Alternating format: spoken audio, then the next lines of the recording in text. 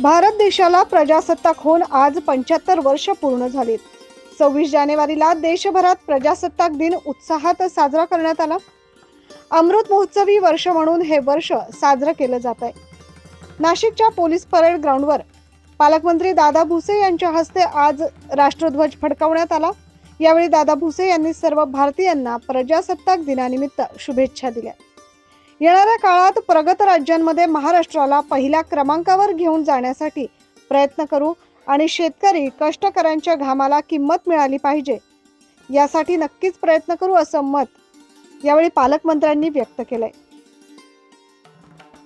दरम्यान यावेळी स्वातंत्र्य सैनिक यांच्यासह पोलीस दलातील राष्ट्रपती पदक जाहीर झालेल्या नाशिकचे पोलीस निरीक्षक मधुकर कड, नंदू उगले, उत्तमराव सोनवणे, नितीन संधान, अशोक काकड यासह विविध अधिकाऱ्यांचा सन्मान देखील करण्यात आला।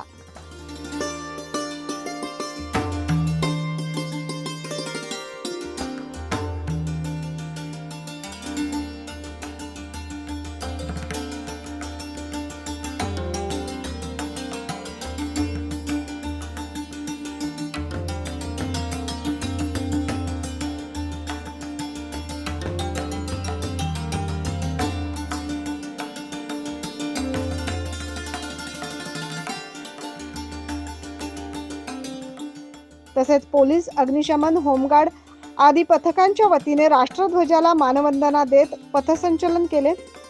विविध शासकीय अधिकारी, लोकप्रतिनिधी यावेळी उपस्थित होते।